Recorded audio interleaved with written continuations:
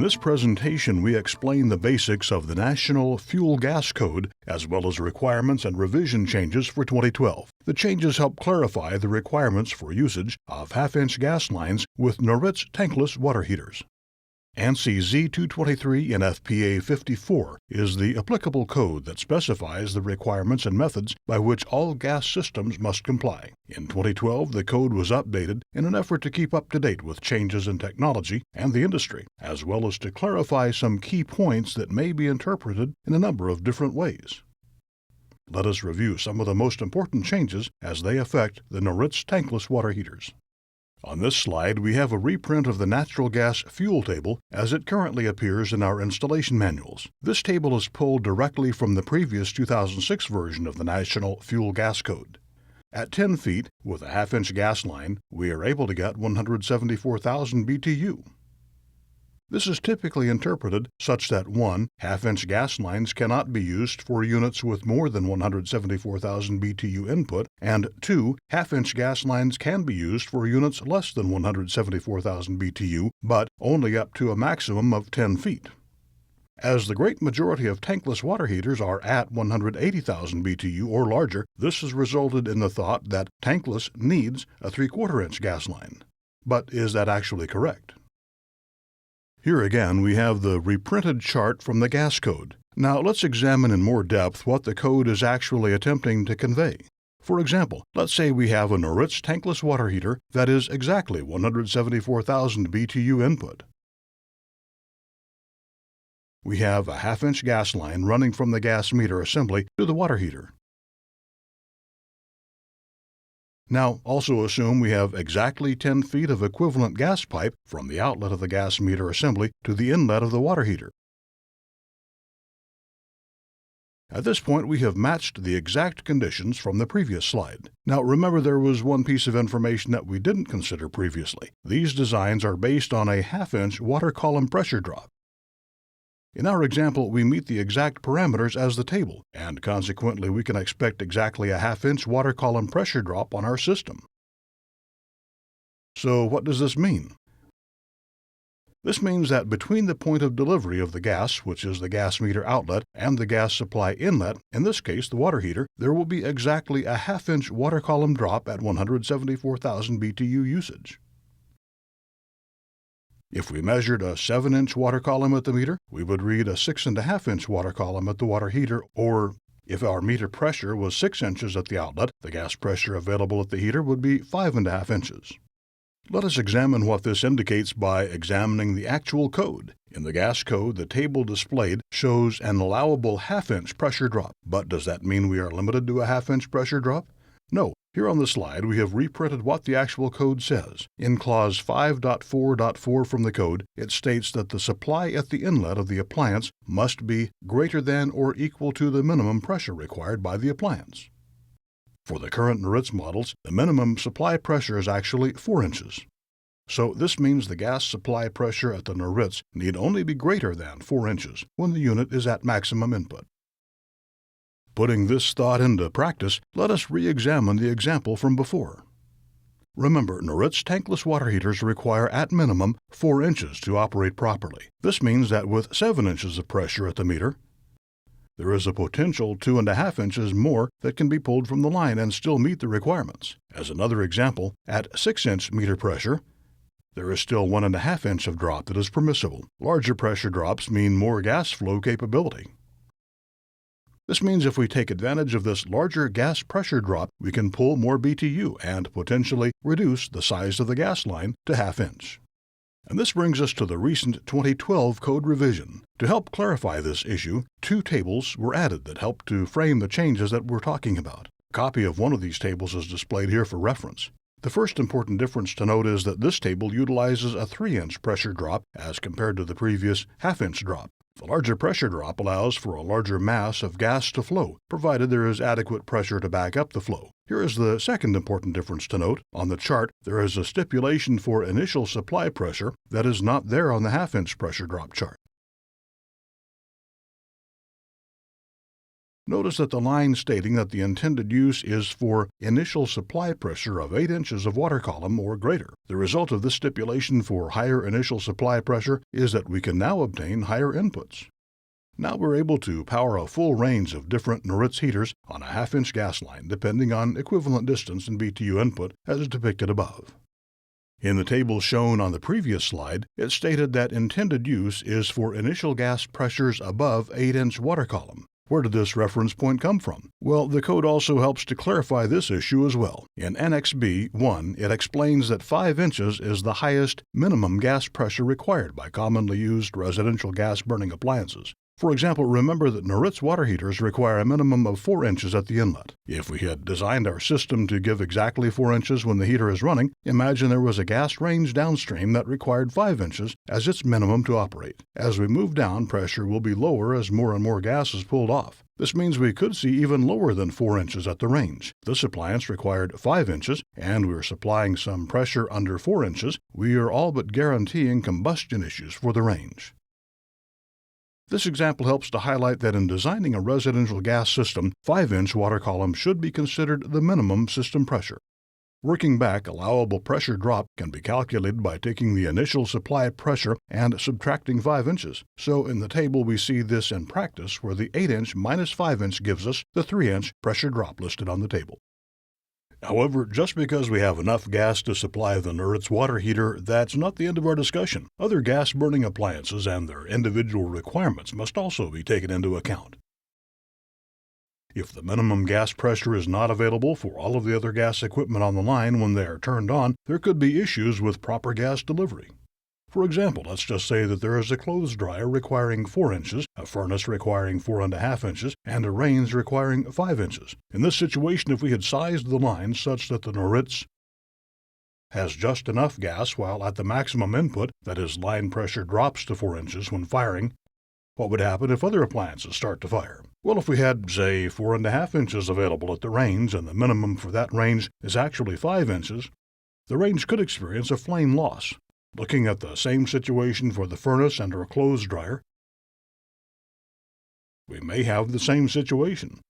For the clothes dryer, there may be enough gas pressure to run, but not enough at the furnace, in which case it could also experience a flame loss failure. Consequently, we must always consider the highest minimum gas pressure required for the entire gas system. Much of the confusion also stems from the fact that the charts in the code only allow for specific pressure drops of half-inch, 3-inch, and 6-inch. So where do those values come from? And what if your situation doesn't match the charts? In reality, not being an exact match is incredibly common. For example, if you have a 7.9-inch water column and the minimum gas pressure allowable is a 5-inch water column, this leaves you with a 2.9-inch allowable pressure drop. But wait, there's no 2.9-inch pressure drop chart. Does this mean if you use the 3-inch chart that your gas piping system won't work properly? Of course not. The actual values are calculated using an equation based on fluid dynamics. The fact of the matter is that it is quite cumbersome and time-consuming to calculate out the exact situation each and every time. So the tables in the gas code were created as quick reference tools. We have created a chart here to show how different Noritz models will require varying half-inch equivalent pipe lengths based on the actual gas pressure available. Now let's put the code in practice. The first step in determining the suitability of a half-inch gas line for your situation is to determine the gas load and your meter's capability of handling that load. The Noritz unit will have a different BTU input rate depending on the model. Determine which model is suitable for your application and note the maximum BTU. Next, add the total inputs of all other gas-burning appliances that will be on the same gas system. At this point, you should have a total number of BTU input required if all appliances are running simultaneously. Meters are typically rated in CFH or cubic feet per hour. To calculate the total number of CFH needed, simply divide the total BTU needed by 1,000. Once this is done, you will see that you have a total CFH needed, which needs to be compared to the CFH of the meter. As long as your total CFH is less than the meter's CFH, this step is okay. If the gas rating of the meter is below the required CFH needed, or you need assistance locating the rating plate, please contact your local gas supplier. As we examined in the previous section, it is also imperative to know your initial gas pressure in order to know which chart we're able to use. Using a manometer, initial gas pressure can be measured at any number of locations, including the meter and regulator assembly, or at the appliances themselves, including the tankless water heater, tank water heater, or even a tap or sediment trap. When you're verifying your supply pressure, make sure that no gas-burning appliances are in use.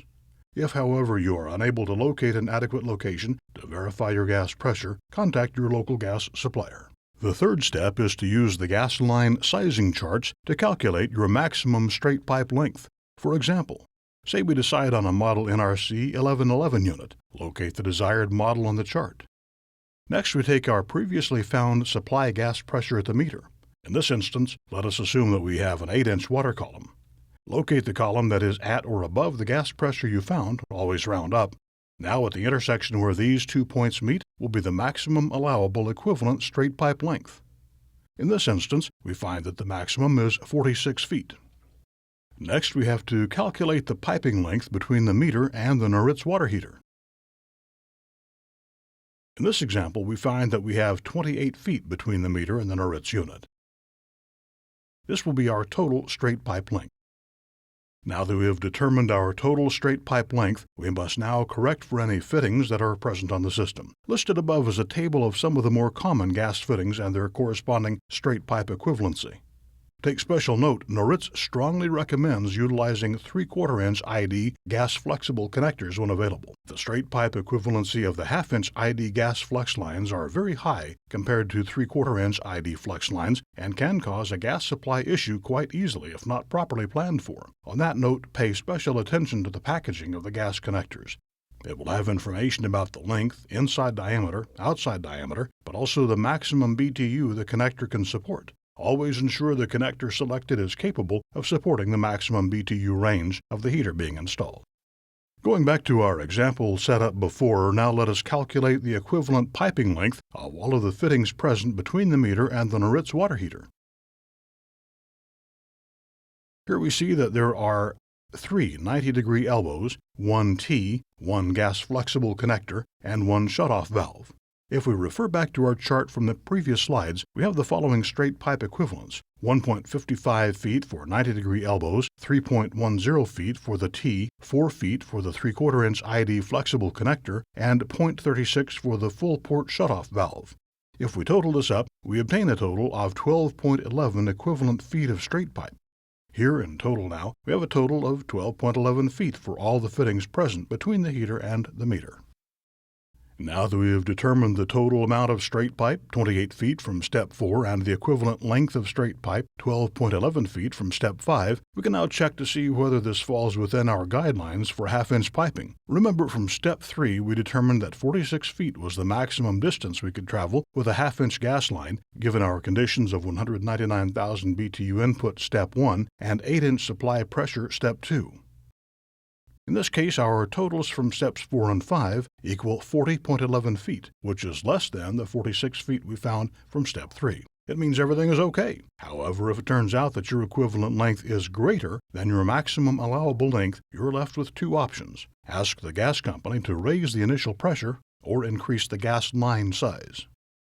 Finally, after you're up and running, we want to verify that everything is working properly. To do this, we want to turn on all gas-burning appliances simultaneously at maximum input. Now we want to check the gas pressures at the appliances and ensure that there is at least 5 inches of water column available at each appliance. The reason we want to see at least 5 inches at each appliance is that this is the highest minimum input pressure that would be required at common gas-burning appliances. If we were to size it around a 4-inch water column, if you currently have or replace an appliance with one that requires 5 inches, you will start to have gas supply issues. If every appliance checks out and has sufficient gas pressure, you're good. It means that everything was sized appropriately. In conclusion, let's review what we've learned. Now that the National Fuel Gas Code has added reference tables for greater initial supply pressures, it is more clear when 1/2-inch gas lines may be used. In many cases, this can result in the use of 1/2-inch gas lines for tankless water heaters, but not in all cases. Proper precautions should be taken into account. The most important thing to remember is that you must know your initial supply pressure so that you're using the correct reference table. But in general, it is okay to say that half-inch gas lines may be used on tankless water heaters in some cases. Lastly, it is important to remember that this advantage is not due to an advancement in technology, rather a result of newly added reference tables with very specific details about the required initial supply pressure. For additional questions, visit Noritz at support.noritz.com or call 866-766-7489.